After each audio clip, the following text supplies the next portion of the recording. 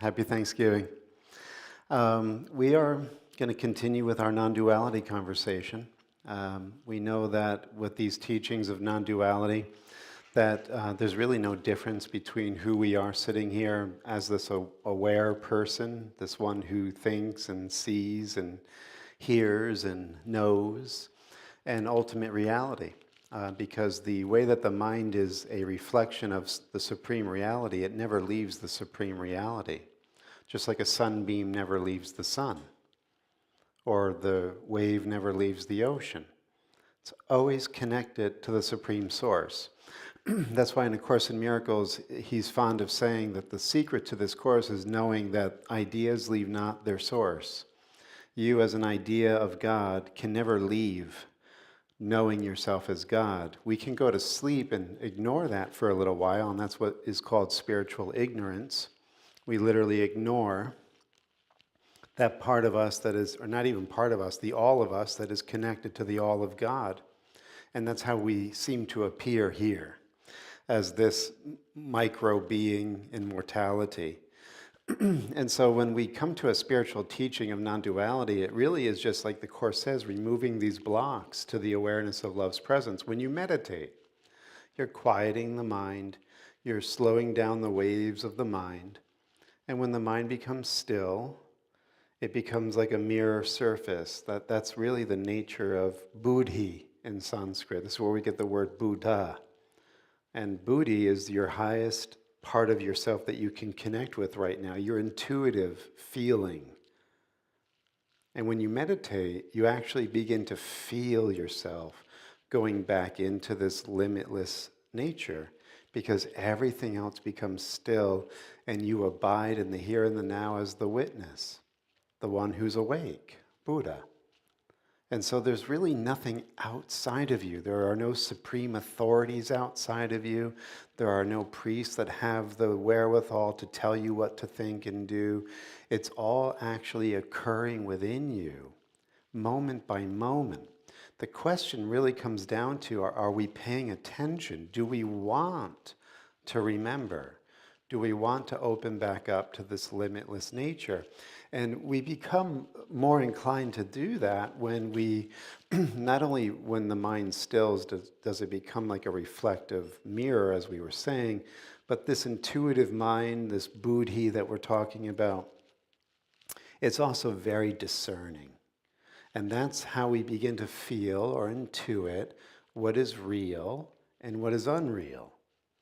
And the way that we can know the way the real and the unreal show up for us is the real is warm, it's joyful, it's loving, it's compassionate, it's expansive. It includes and transcends everything. It honors all of life. It feeds life. It takes care of life. That is the ultimate compassion, the universal wisdom and compassion. When we feel states of fear, we're constricted. We feel isolated, alone, needy, incomplete, afraid of the future, sad or depressed about the past. So we get into these states and we intuitively know. But what's really wonderful, as we're saying, is when your mind becomes clear and still and sharp and able to discern the real from the unreal, it begins to realize that it is in control, in a sense, of whether it wants to stay in fear or return to love. And remember, this is going on moment by moment. You can choose to remain in a state of fear. And this is what's interesting. When we remain in a state of fear, we often don't associate it with the fact that we're choosing to be this separate ego. And then we overlook that, and we call this separate ego me, and my life, and my story. And now this separate ego needs to figure out why it's feeling anxious, and it will look to other things in the world or in relationships in order to try to fix and solve the problem of its anxiety, its depression, its anger, its fear. And what's really at the root or cause of all of that, the anxiety, the depression, the fear, is that we're identifying with this separate little self. We believe in separation. The belief in separation is the belief in fear. So in A Course in Miracles, the introduction says it all. This is A Course in Miracles.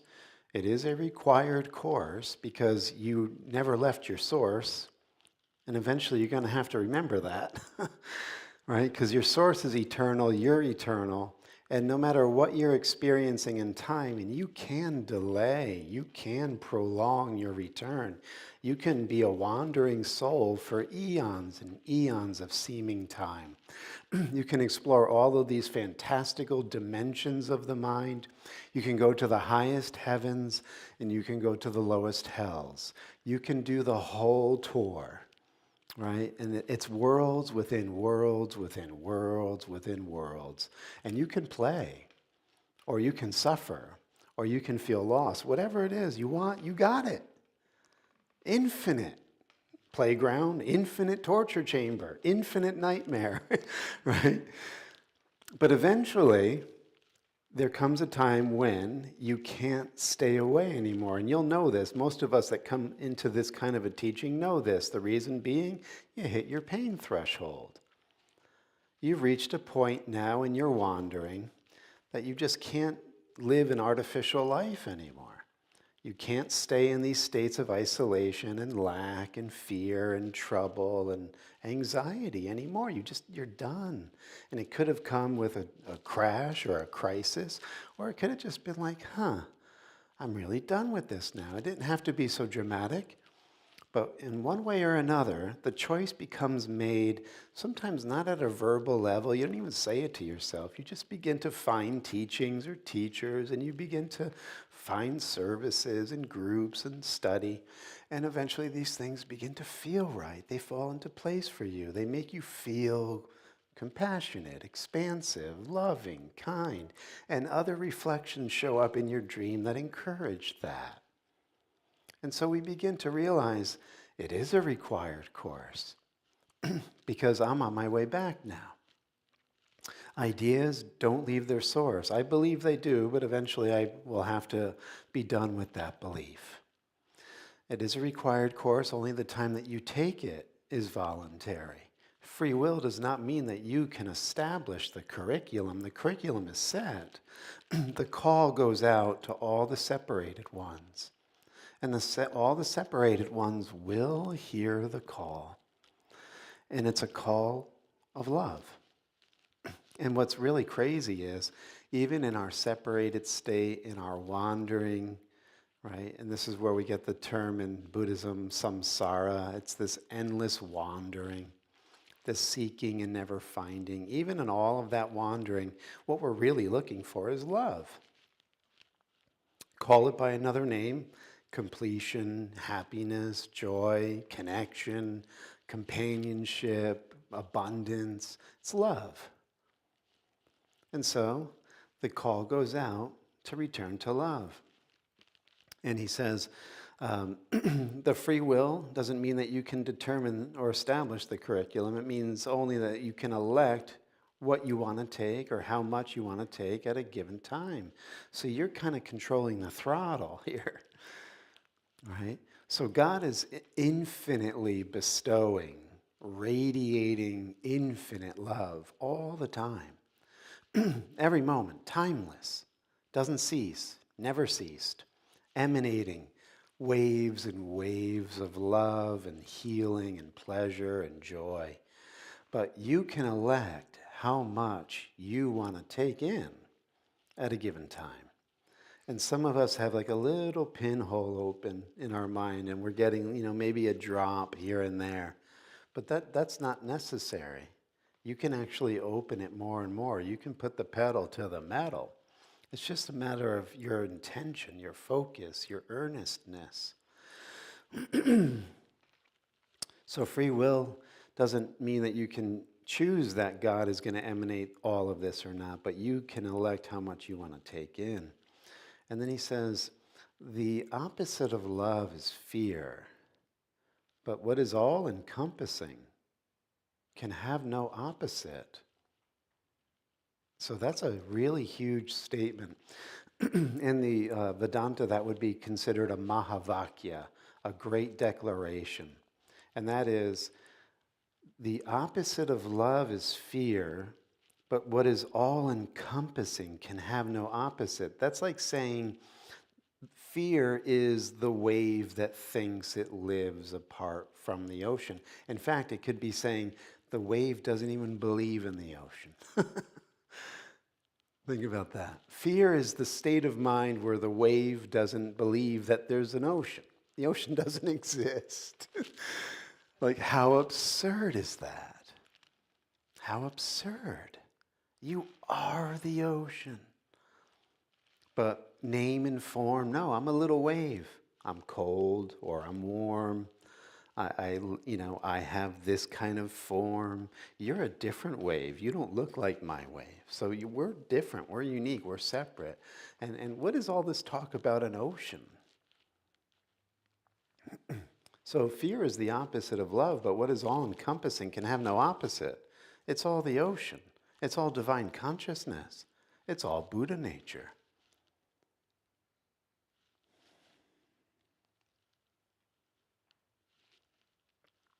The one that doesn't believe that, the one that insists that can't be true, is actually, as he'll say, this course does not aim at teaching the meaning of love. That cannot be taught. But it does aim, however, at removing the blocks to the awareness of love's presence, which is your natural inheritance. What's the block? I am not the ocean. That's the number one block. It's that story of where the monk comes to the master and he says, well, you've been describing Buddha nature as everything. The dog has Buddha nature, the trees have Buddha nature, the birds and the bees have Buddha nature. Do I have Buddha nature? No. But you just said everything has it. Don't I have it? No, you don't. That's impossible. You cannot have Buddha nature. And why is that? Well, you're the one asking the question. The one asking the question doubts. The doubter creates this illusion that it exists apart from the ocean, that it's somehow the wave only, and it's doubting that there can be the ocean. So when you go into meditation, as he says, you can't teach the meaning of the ocean. That's beyond what can be taught. The ocean is infinite and limitless. But what we're going to do is remove the doubter. And just like the wave is going to go right back into the ocean, like nothing really happens. You just wake up from this delirium. The doubter evaporates. That was the only problem. You've never left. You've never not been this. How sad that we wander and fear and get angry over all of these imaginary things, because these things that appear as our problems in the world are only branches relating only to the one problem. If you deal with the source of all problems, which is you doubt the ocean exists and you're the ocean, you won't have any more problems. You can't. The light will come in. You'll realize you're this. There's nothing else. How can anything be a problem if the opposite of love doesn't exist, which is his last line in the introduction? Nothing real can be threatened. Nothing unreal exists. Herein lies the peace of God. There is only God. There is only love. If we don't know that, if we're having a problem with that, if we don't believe that, turn your booty, your discerning, intuitive intellect, onto the one who's doubting, onto the one who doesn't believe. Look at that. Look at the doubter. Look at the complainer. Look at the one who's in the state of fear. Look. Really look. Spend time with that. Spend time with the depressed one. but not to validate the depression as if it's real. It's not real. Because there's only this. But when you sit with it and really look, all the great masters say it, the very light of your awareness, when you're looking on your depression, your doubt, your anger, your sadness, your sense of trauma or loss, when you just look from this witnessing state, these false states and moods can't abide very long in the penetrating light of your awareness. Okay?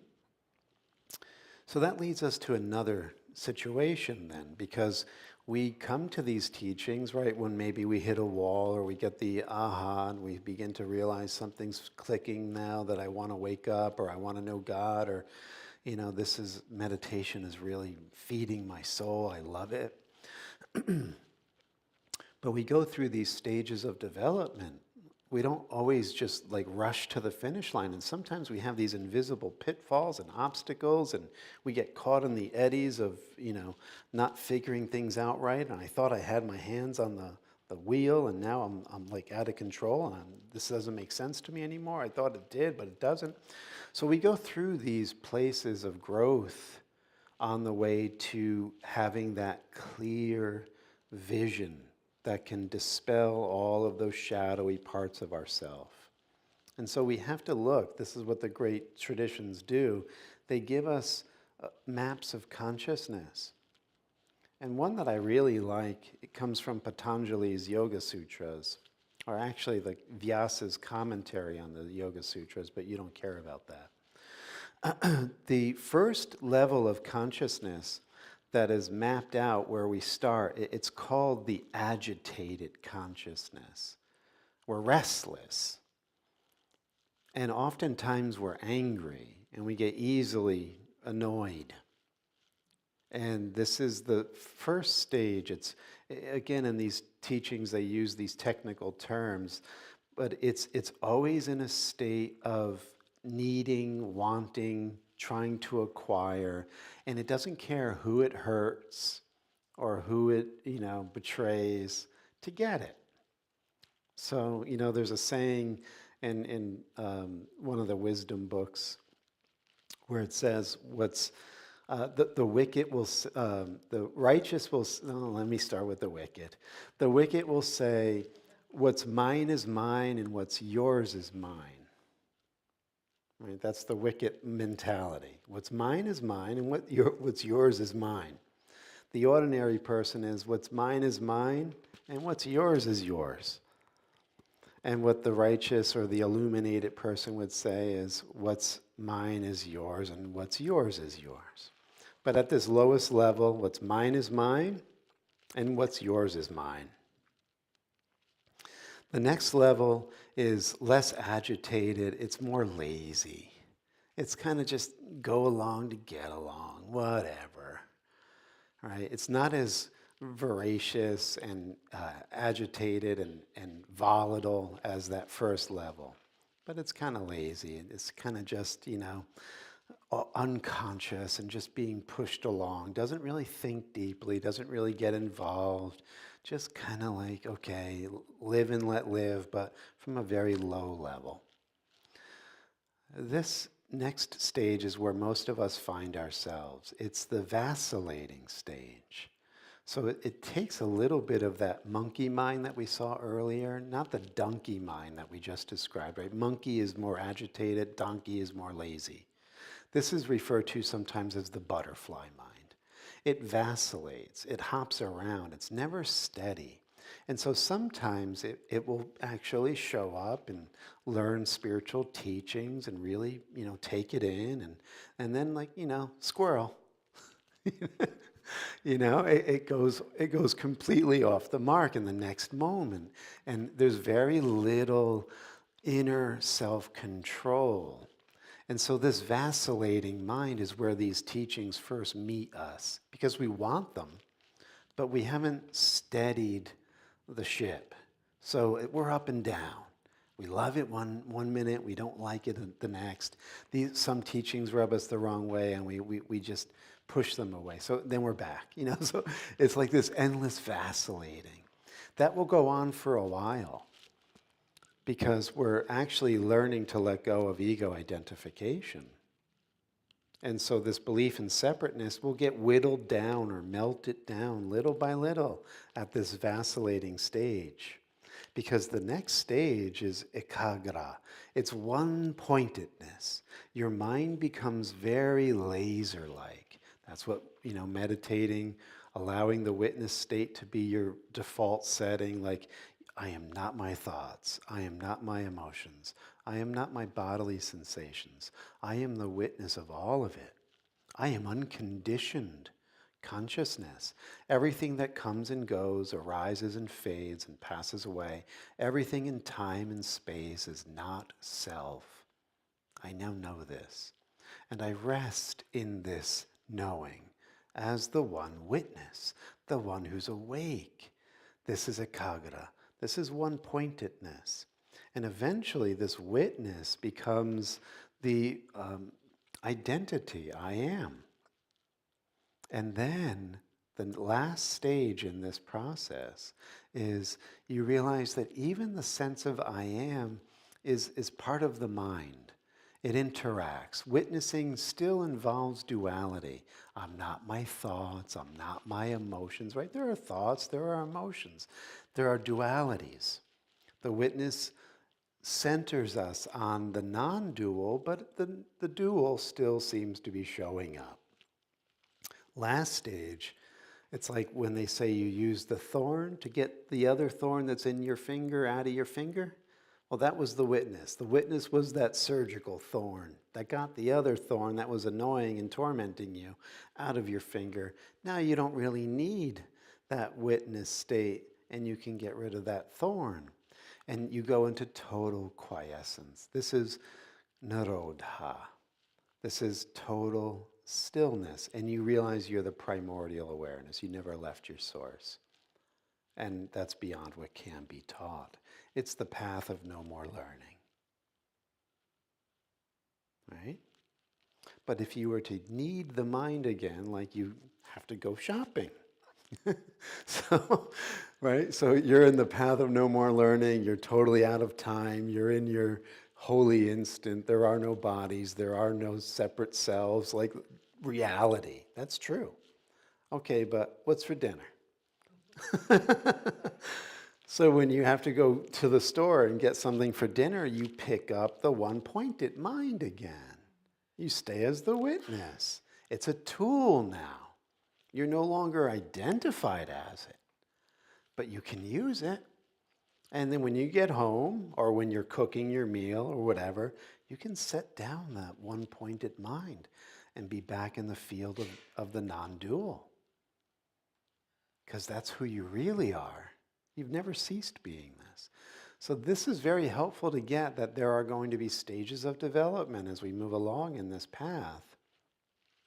And again, it's how much throttle are you going to allow for? Okay? All right. So there are a couple things I wanted to get into tonight with readings. One of them comes from the Yoga Vasishta. This is a wonderful teaching of the Vedanta, the non-dual teachings of India. And just a brief background of what the storyline of the book. It's supposedly set within a very ancient time, and it's when Lord Rama, if you know of Rama, the god Vishnu incarnated as Rama. Okay, and some timelines in India seem to go way back, longer than what our scientists would agree with. But Lord Rama supposedly lived like 35,000 years ago. Okay, this wasn't written 35,000 years ago, but it's centered on this story of Lord Rama as a 16-year-old boy. And what's really, if you ever want to read a great teaching of non-duality, Vedanta, this would be good, because it's all stories, a lot of stories. But what Rama's dealing with at 16 is he realizes the world is useless. He comes to this realization. He hit the brick wall. He hit his pain threshold. He realized everything really just doesn't last. It doesn't really fulfill. It might give you pleasure for a little while, but then it goes away. And so he's in this depressed state.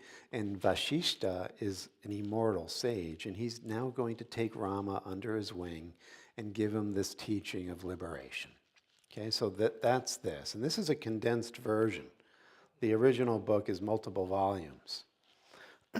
But this story that Vashishta tells Rama, he gives him teachings first, and this is what he says. "Oh Rama, the only way to cross this formidable ocean of world appearance is the successful mastery of the senses. No other effort is of any use. When one is equipped with the wisdom gained by study of the scriptures in the company of sages and has his senses under his control, he realizes the utter non-existence of all objects of perception." So this is what we were talking about. We go from that disturbed mind to that lazy mind to that vacillating mind to the one-pointed mind. Keep in mind that whenever you're identifying as a separate self, you get an ocean of a world of separation. You're not seeing God. You're actually seeing fear, an oceanic display or manifestation of forms, fragmented forms that are oftentimes in states of anxiety, fear, sickness, and death, right? Am I saying anything that we don't normally experience every day? Anger, fighting, quarreling, silliness, senseless talk, like all of it. It's an ocean of world appearance that's really dissatisfying. And it's laden with death. So Vashishta is saying to Rama, if you want to clear up this ocean of death, which is the world appearance, this is what you got to do. Rama, mind alone is all of this. Right? It's not things, and they're not separate from you, the one listening right now. They're a display of your inner condition. That's what's really fascinating. Non-duality never ceases. As within, so without. Right? There's no one seeing your universe for you. I can't know what your universe is. And you can't know what my universe is. I live in my own private world. And so do you. And our minds are projecting our own private version of a universe. That's what's fascinating about the mind. It's mind only that you're interacting with. Rama, mind alone is all this. And when that mind is healed, this world appearance is also healed. This mind alone, by its thinking faculty, conjures up what is known as the body. No body is seen where the mind does not function. Hence the treatment of the psychological illness known as perception of objects is the heart and the best of all treatments in this world. Notice what he says here. He says that the mind is ill because it sees a world appearance of separate objects. That's illness. That's what Jesus says in A Course in Miracles. The sick mind identifies as the body, and as soon as you do that, you see a world of fragmentation. And it's all in the mind. That's great news, because you can handle that. If it was somebody else doing it to you, if Adam and Eve 12,000 years ago ate an apple, and now we're like this, well, somebody's got to die for us, because there's no way we can get out of that. Right? Or if you're just a glorious accident, there's no way you can change who you are. This is just who I am.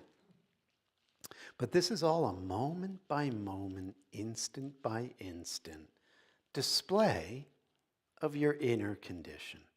And you can change that. That's what's so empowering about these teachings. You're not a victim. No one is a victim. So he tells a story.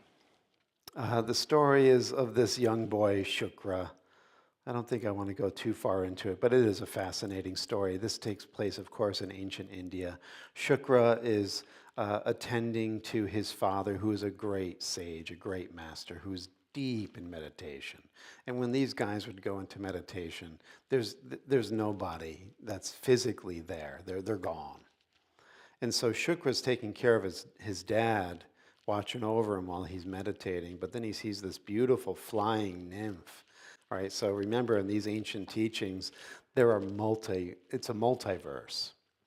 And we are constantly in these stories engaging with beings from other dimensions. That's just the norm for these people. And so nymphs come from the heavenly realms of delight and pleasure. They are like the perfect display of femininity and sensuality. And so Shukra sees this beautiful nymph, and he's like, okay, well, time to go. And he and remember, this is the norm for these esoteric teachings.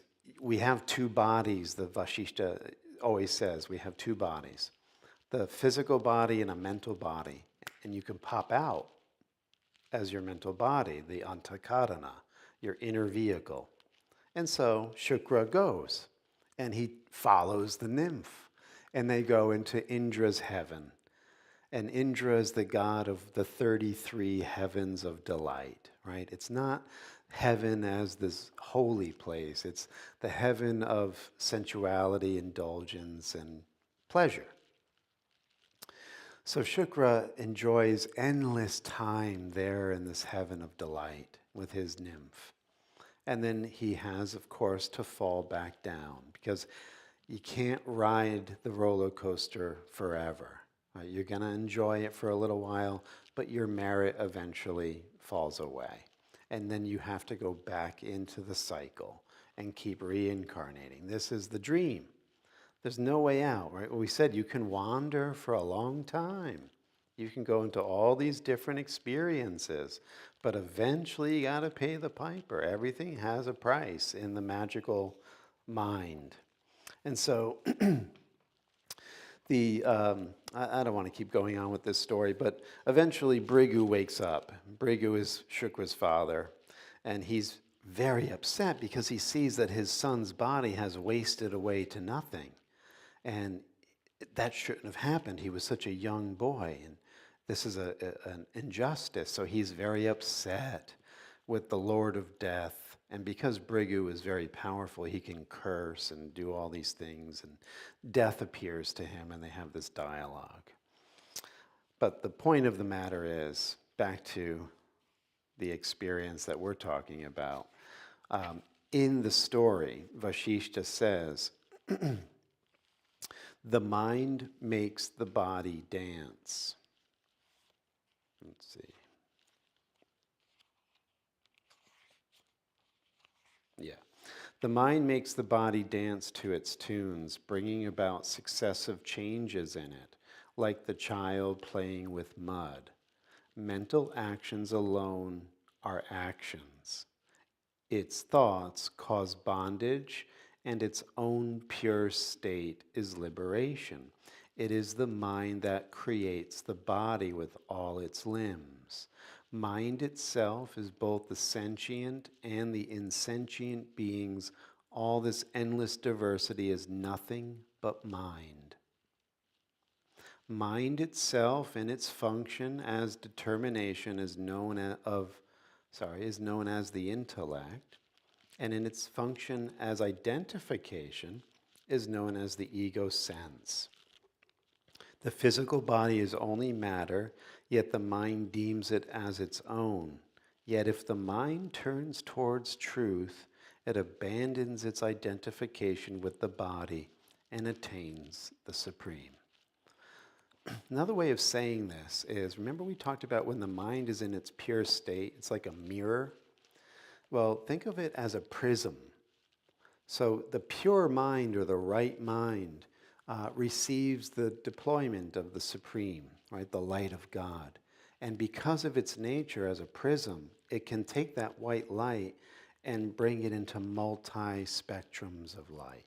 right? You see that with the prism. Take the white light, shine it through a prism, and you have a display of all of these different colorations of that one light. Multiple spectrums in that one spectrum of the absolute light. So that's what the mind does. It splits the absolute light into many levels. And that's what we just read. You have one level that's your intellect, your intuitive sense. You have another level of mind that you can make feel like it's your own separate I. Another level of this spectrum that makes you feel like you have a body. These are just the levels of the mind.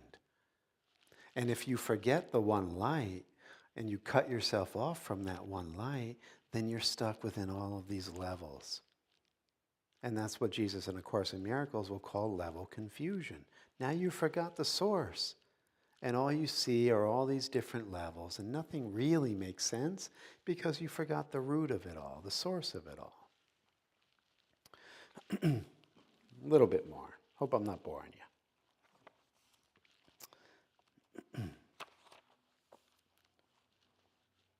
Okay. So it says, the world is thus falsely fancied or imagined by each individual. The world neither arises nor sets. All this is nothing but the fantasy of the deluded mind. Within each one there is an imaginary or private world. Even as one's dreams are unknown to others, one's world is unknown to others. Everyone thus imagines his own world. When this truth is realized, the imaginary world comes to an end. This world exists only in appearance or imagination, and not because one sees the material substances. It is like a long dream. And he says this world is likened to a post to which the mind elephant is tied. That's a very pregnant image. What he means by that is when you train an elephant, you take a baby elephant, you stick a wooden stake in the ground, you tie the elephant to that wooden stake, and it can't move because it's a baby, and that stake's more powerful. But as the mind or the elephant develops, that wooden stake, if the elephant is in learned helplessness and it's self-limiting because it remembers from its past that this stake is stronger than it won't move. It feels stuck. But if you've developed yourself and now you're a bull elephant or a matriarch elephant, that little stake will come right up if you move your head. And that's what he's saying. As soon as you realize you're making all of this stuff up, it's not being done to you. You're imagining it. And you can literally get yourself out of the limitation, out of the bondage, and into liberation, because there's really nothing holding you back. This is what the teaching is saying. This is the reality of it. You're it. You're the ocean and the wave.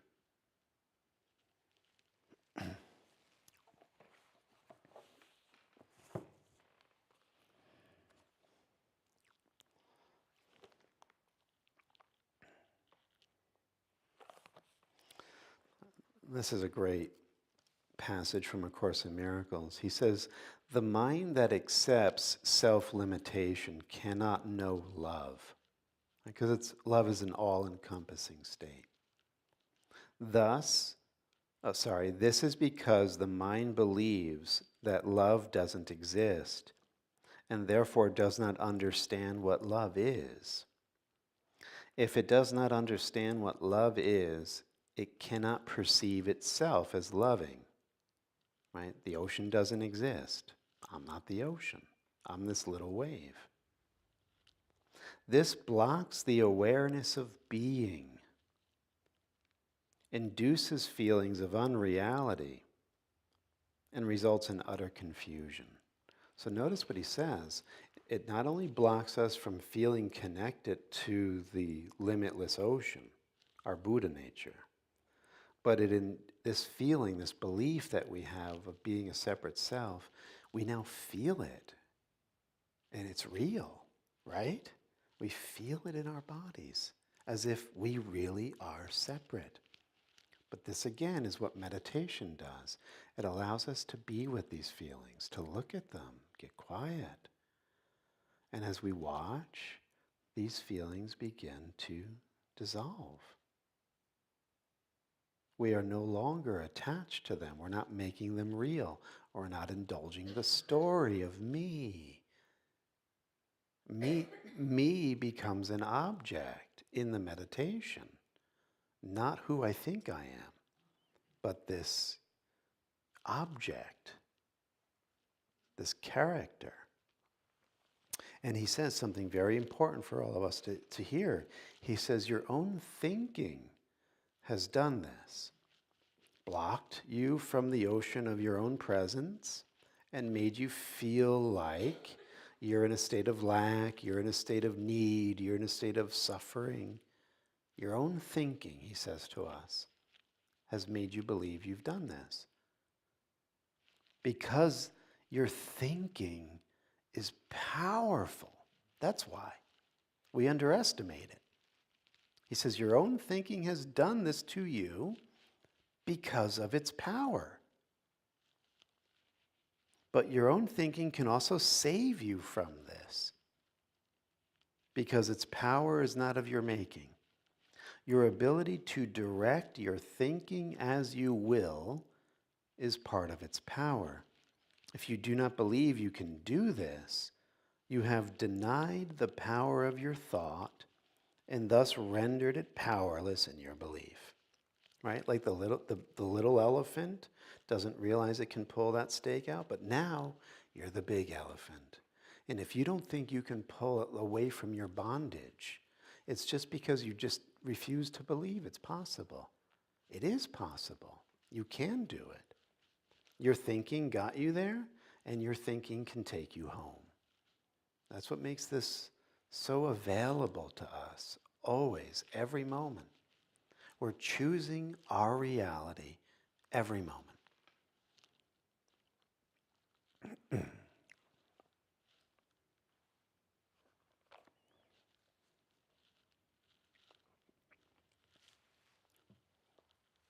right, let's play with something else here. This comes from the dialogues of Mira Alfassa, known as the Mother. And this is just, I think, a fascinating idea because the power of our thoughts, as Jesus says in A Course in Miracles, he says, no one really understands the real power of our mind. Our mind is always creating, whether we're awake or asleep.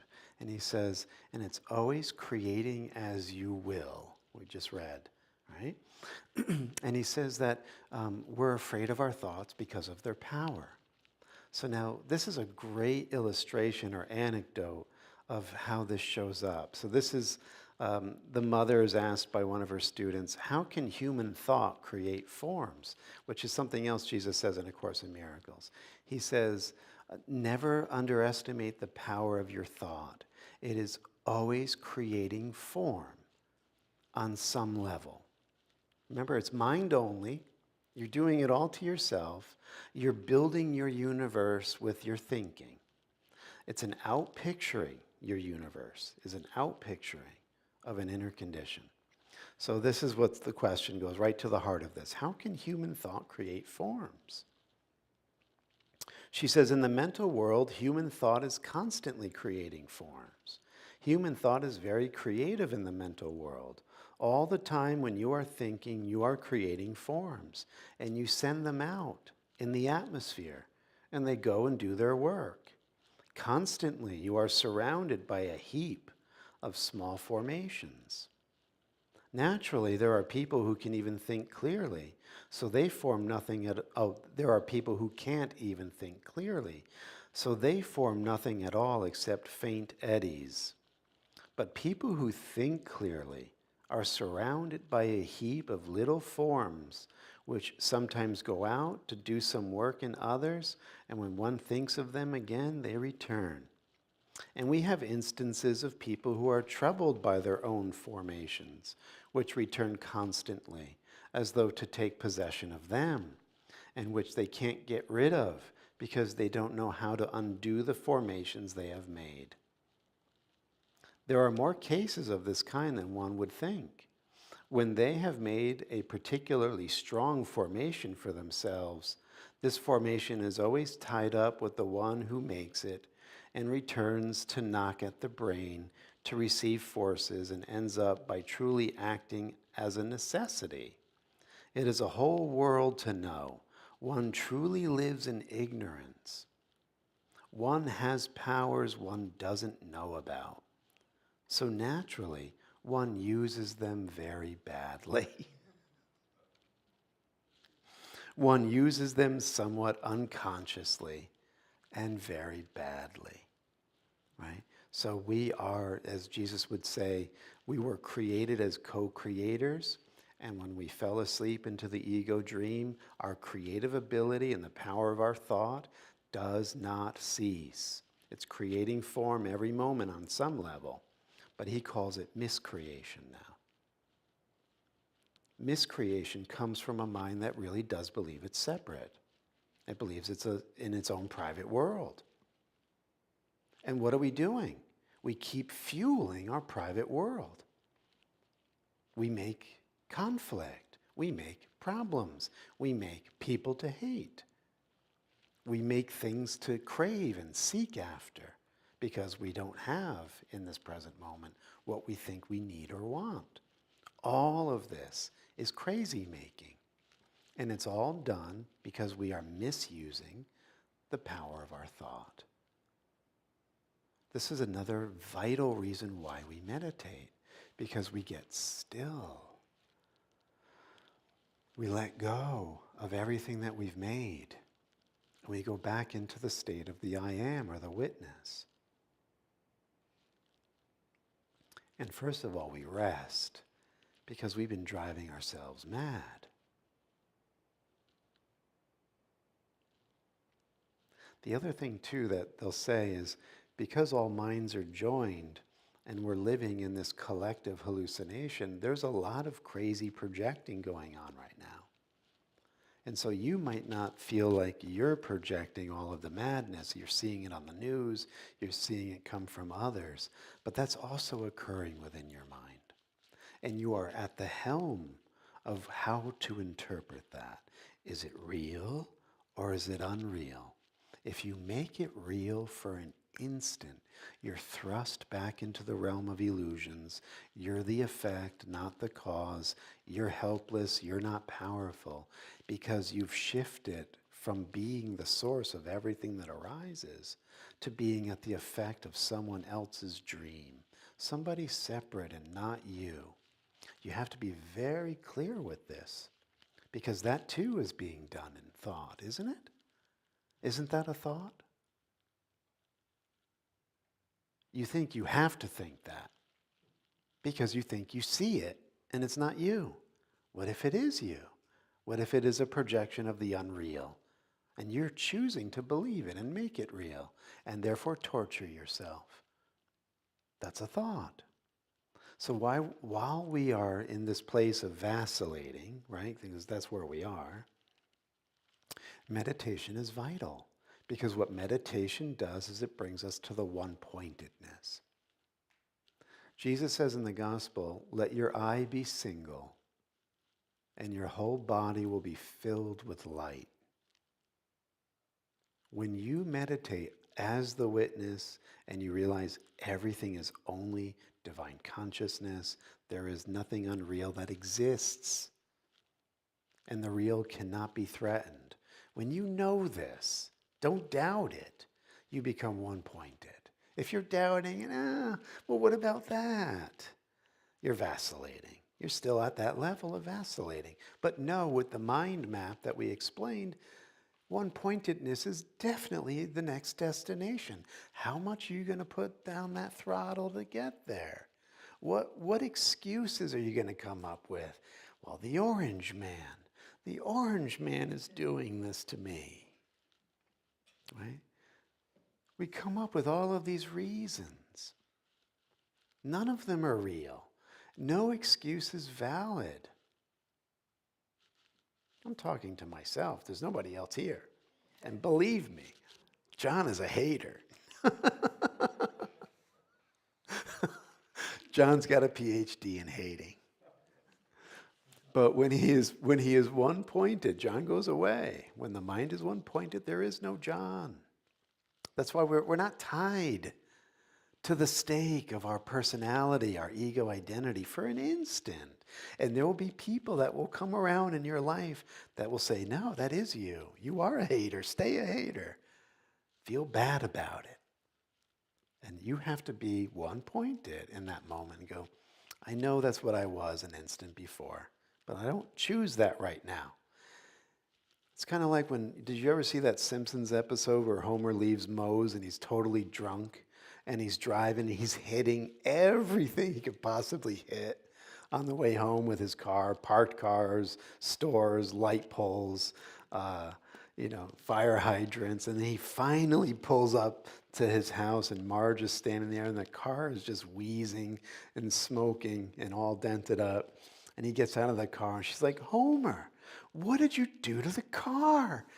Stop living in the past, Marge.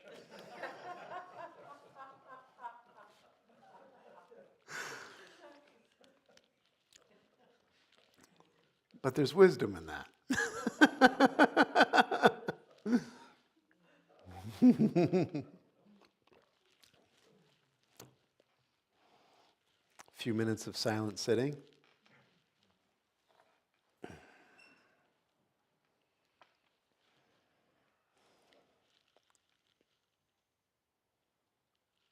Wave and ocean. No two-ness.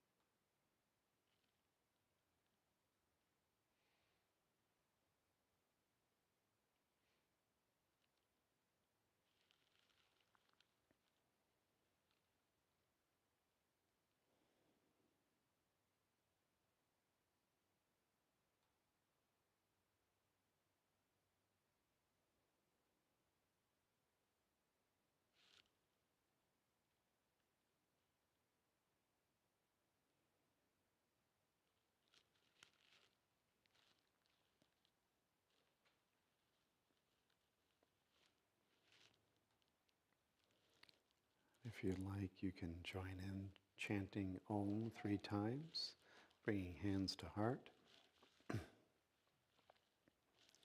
Breath out, breath in.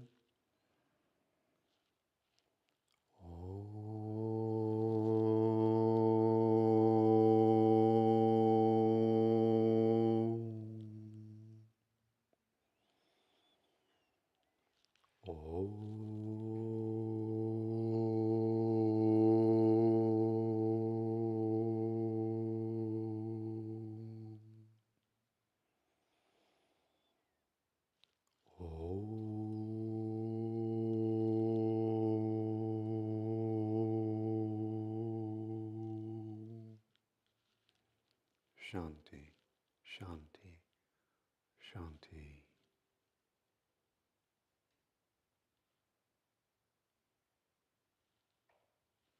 Namaste, my friends.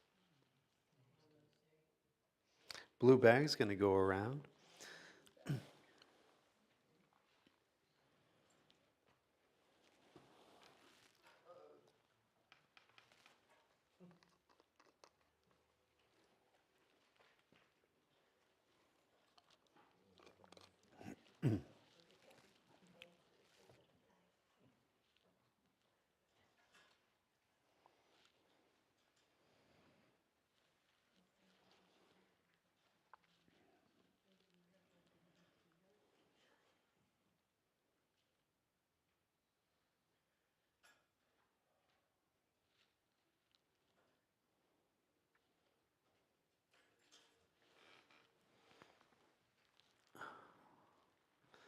Thank you. We bless the offering. We charge it with the intention that it take whatever form it needs so that beings remember their true wisdom and their true happiness. And so it is. Amen. I'll take that for you. Thank you. Thank you. So let's just rise and seal the deal. Resting within the center of the heart.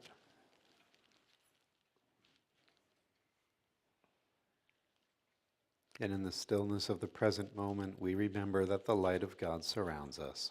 The love of God enfolds us. The power of God protects us. And the presence of God watches over us. Wherever we are, God is. Amen. Have a beautiful evening, everyone. Thank you.